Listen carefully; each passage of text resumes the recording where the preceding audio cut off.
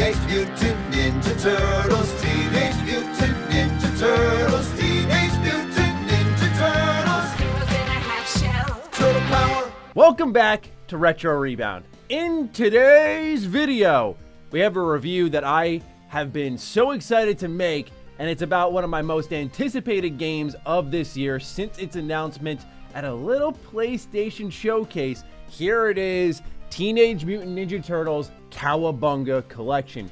13 classic Ninja Turtle games on one disc, $40. It has been a great year to be a TMNT fan. I love that they're digging back into the classic games. There were so many surprises tucked away in this game. I know I'm a couple of days late because some reviews have already gone out for the game since there was 1,000,001 codes handed out. I unfortunately did not get one, so I picked it up on release day for $40, and I'm here to talk about my experience with the game thus far. So let's get into it. If you're new here, you're into the occasional review, consider subscribing, but we mostly focus on nostalgia and retro content. And with that, let's dive into Teenage Mutant Ninja Turtles, the Cowabunga Collection. So first off, let's talk value. $40 for 13 games on a disc is effectively a steal in today's retro gaming market. You know how much each of these games were? We have Tournament Fighter on the SNES and Teenage Mutant Ninja Turtles, Turtles in Time. Each of these I got off of Whatnot for $40. So yeah, those games effectively double the price of this here, and we have 11 more on this disc. So let me just start off by saying that if you're looking to, clear some shelf space, you're trying to get some of the older Ninja Turtle games, but you don't want to own all the cartridges or pay the box price for them, this is a beautiful workaround because not only does it come with the original games, but it comes with enhancements. That's where I want to start. Not every game in this collection is perfect, and I love that Konami kind of owned that because it allowed them to add some features that I found pretty neat. So when you fire it up, you can press the touchpad on PlayStation and open up enhancements. Each game's enhancements are different. Of course, growing up with a lot of these games, there were many that I didn't beat, or games that I thought I got far in but realized, oh, there's 6 acts in this Ninja Turtles game.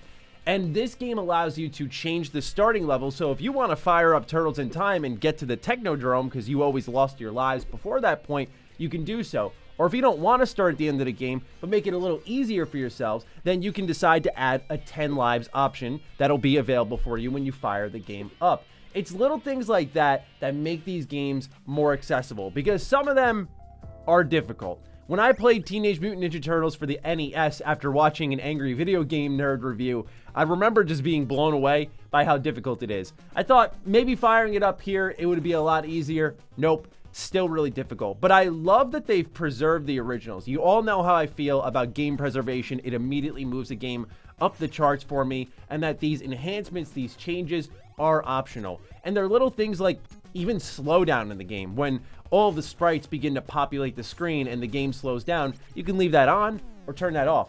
I love that focus because it continues to emphasize the original product, but says, hey, if you want this to run better, because you're playing on a PlayStation 5, by the way, you can have that option. It's that type of stuff that really wins me over. So the enhancements get a big thumbs up just for accessibility and, of course, again, making these games feel a little more fair.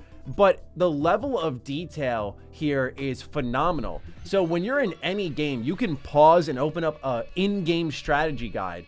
What a beautiful connection to nostalgia here. I haven't used a strategy guide in years. I've shown them here on the channel, but otherwise I haven't used one since probably Oddworld Munch's Odyssey on the original Xbox. I remember me and my dad used to play that. We wanted to get all the spruce shrubs and all that stuff, so we went in on that game. We wanted to save all of the scrubs and so on and so forth. But since then, that was probably 20-ish years ago, I haven't used one since. So to have one connected into the game itself, and it's giving you tips on, let's say you're playing TMNT Tournament Fighters, like here are the moves you can use. Or if you're playing Fall of the Foot Clan for the Game Boy Color, hey, here are where the secret levels are, and this is where you can get more pizza. Little tips like that help you stick with the game a bit longer. And these games, again, are tough, so it's much appreciated. But it goes beyond just those in-game strategy guides. There's a whole Turtles Lair section full of nostalgia. I mean, you bathe in nostalgia here, from animated show throwbacks. So you already know I started flipping through all of the TMNT 2003 stuff they had. They had every season, even to fast forward, even to the bonus season afterwards, everything. TMNT 2012, they had Rise of the Ninja Turtles. They even had concept art. They had gameplay design documents. As someone making a video game, my God, was it cool to see how they did it back then and the patents that were attached to this game. They had the advertisements for the old Ninja Turtle games, what you'd see in magazines, what you'd see on TV. Wow. I mean, I just, again, cannot emphasize enough how cool it was to dive deep into the past of one of my favorite set of characters in entertainment. I love the Ninja Turtles, and I adopted them later than most, right? I came into the series in 2003. I think that is the best rendition of them. I read some of the new IDW comics, but outside of that, I didn't really enjoy 2012. I'm not crazy, of course, about Rise of the Ninja Turtles, and admittedly, I have to get back to the 89 series. That's one that I have slept on. But the reality is, I was a late adopter and there was a ton of stuff I missed. And growing up, there were a lot of games I played from that era, but I didn't know much about. Like when I played Turtles in Time growing up, I would go up to my friend's house after school ended and I would play on his SNES and we'd try to get to the end. We would never succeed at that. We'd get to like the Technodrome and die because these games are tough as nails, but we'd try and try and try. And that's all I really had in the terms of connection. I didn't see the ads. I didn't see the stuff in the magazine. You may have recognized, though, in our Teenage Mutant Ninja Turtles 2003 retrospective, when I talked about that game, I mentioned how I saw it in an Xbox magazine when I was in a car with my parents. And I went, oh, I want this. And I ended up getting it for Christmas. Like, I can make those connections, but these were past my era, so to say. And it was nice to be able to connect with that in my own way. So just a shout out to them for going the real extra mile, even digging up the box arts, instruction manuals, allowing you to see every single page within them. As someone who does that here on the channel, showing off the manuals, beautiful. Love to see that effort of preserving old games. So the nostalgia here is strong. But back to the enhancements, one thing I really loved is each game has its own individual save slot. So you'll see what I did here was I actually saved my game on Fall of the Foot Clan, a Game Boy Color game, and then I went over to Turtles in Time, I saved my game there, and then I loaded up my save over in Fall of the Foot Clan, and it loaded that one properly. So it's not like you just have one save file across the entire game and it forces you to stick with them. Each game has its own individual save files, so it makes it where you can stop the action whenever, which, since these games are pretty short, they never expected you to do this, but it also lets you, you know, save scum a little bit if you want, and better yet, they added a rewind feature. So yeah, sometimes you're going to get joked in these games. It's going to be a little annoying. Having a rewind feature allows you to really undo some of those crucial mistakes that mean life or death. It also allows you to explore a little bit in something like TMNT on NES and go, oh, okay, this area is not really worth my time because all that's at the end of it is a pizza. And yeah, I don't really need to fight a bunch of enemies and bash my head against the wall if I'm going to have, you know, full health in the first place, enter the building. I'll just continue on with the main story. So rewind, back you go, and boom, you're good to go. See you later. I love that type of stuff. I love that this is here because, again, it makes these very difficult games more accessible. So that's kind of it on the enhancement front, and it is a really pleasant surprise there because they also let you use things like the Konami code. But let's get into the trophies. I think that's really important to talk about with trophies and achievements in these older games. To me, there's an added value when you can fire up these old games and experience them in a new way with the metagame we have in today's consoles. For me, one of the biggest disappointments was when Baldur's Gate Dark Alliance 1 came around on PlayStation and Xbox and Switch. And on PlayStation and Xbox, I think the achievement trophy list was 5 trophies achievements. It was heinous, man, because this game was a deep action RPG and all the trophies were like beat the game once, beat it on nightmare mode. I'm thinking there's so many moments in the story that you could have triggered just, oh, you beat this act, you beat this act. It was one of the laziest achievement lists I have seen. And I know a lot of it comes down to programmatic things like being able to put triggers in, progress trackers, and some of that stuff is difficult to reverse engineer. But again, that metagame is so important. It will make or break purchases, believe it or not. So let's talk about the trophy list for Cowabunga Collection. It's okay. It's 13 trophies long. You fire it up, and each of them are tied to beating the respective games in the collection. Here's the interesting part that I found out. So what I did was I turned on God mode, and I hopped to the final level in TMNT 2, the arcade game. I went through the Technodrome, and in God mode, you can one-hit everything. Every character, every boss, one hit, one hit, one hit. And I got the trophy still. So just know that this will be one of the easiest platinums in certain cases. But again, because the difficulty is different for each game and the enhancements are different for each game, certain ones will be more difficult to come by. So you still need some level of skill, but know that you can kind of cheese this platinum here a little bit. But otherwise, there is online play. So you can hop online with a friend, and that is awesome. But it's weird because there's kind of an L involved in that. So of course you'll think, yeah, I'm going to play online with Turtles in Time, right? Yeah, you can do that. Then you think, oh, the fighting game, Tournament Fighters, I can play that online. No. And I was very caught off guard by that one in particular. But another version did. You see, a lot of these games in these collections are repeats. So you'll have TMNT Turtles in Time, and then you'll have Hyperstone Heist. You'll have Tournament Fighters for the SNES and Tournament Fighters for the Genesis.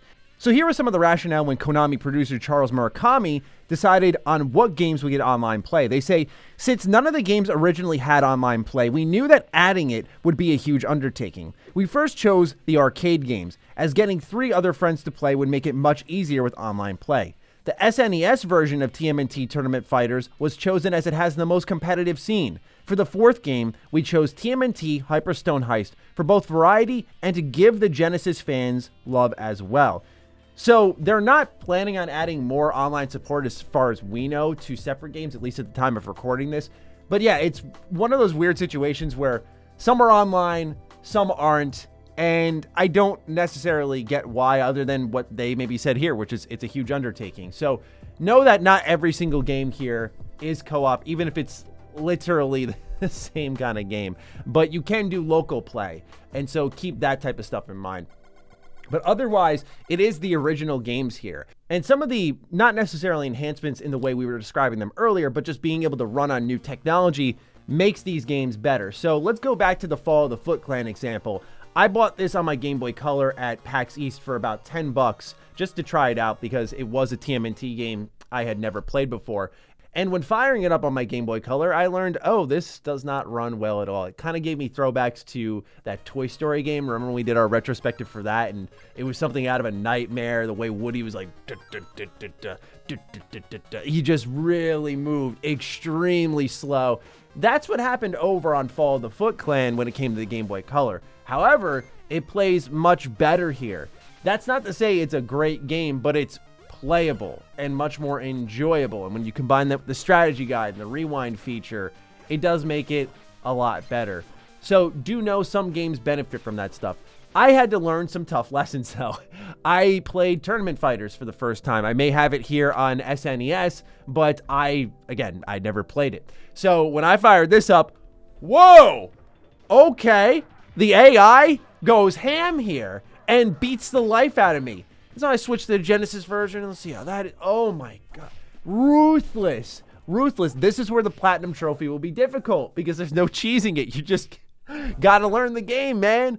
And it is tough. So keep that in mind that there's some old school challenge in here. But playing Tournament Fighters, I immediately had this moment of, oh, we need to have Arc System make a TMNT Tournament Fighters game. Because seeing the roster that was in this game and how it differentiates between versions, by the way, where you have like Asuka, Armagon, etc. I was really happy with that. And I was thinking, imagine this on today's technology with the art style that Arc System does and the technicality of their fighters and the style of their fighters. It sells itself. It would be beautiful. I hope they do it. There's just so much about that makes sense. But I digress. This is a fantastic collection. It has a ton of games that you may not have been able to explore in the past. I can confidently say if you have never played Turtles in Time, this is your opportunity, because one thing we've been begging for is just a new hard copy of this game. Not everyone has the SNES. I don't. I just own the cartridge for it. Not everyone has the arcade cabinet that I have. Not everyone has TMNT Reshelled over on the 360, the old arcade game that's no longer available. It's difficult to get your hands on Turtles in Time. The only way you can, I'd say in a more modern sense, is by unlocking it in TMNT 3 Mutant Nightmare, and it's there that you can play it, right? Otherwise, though, it was hard to find an actual copy of the game that you could play on something modern. So this existing, just alone, it's worth it for Turtles in Time. Everything else is just a fun little experiment. See if you like it. And for the price, $40, I think it's fair. I think the nostalgia here is strong. I don't think the offering of games is incredible, but I respect that they really own some of these games don't feel great. And it led to them innovating in unique ways we haven't seen in collections, with strategy guides, with tips, of course, the rewind feature, the save game feature. That type of stuff really makes these games worthwhile. So it's one of the better collections that's come out in recent memories. As someone who's played like the Zero collection, their edition of save games made that much better. Of course, the X collection just existing, love that. But this is one of the best nostalgia throwback ones, and especially when the Ninja Turtles are built off of nostalgia, this is awesome to see. So this gets a big thumbs up for me. If you're interested in it, you're definitely picking it. So this gets a big thumbs up for me. If you're interested in it, it's 100% worth the pickup, especially at the price tag. Again, $40 makes it really, really easy to scoop up, especially with online play too. It's great. So check it out. Let me know what you think about TMNT Cowabunga collection down below. I'm looking forward to seeing your thoughts. And with that, take excellent care of yourselves, and I will see you in the next Retro Rebound. Peace out.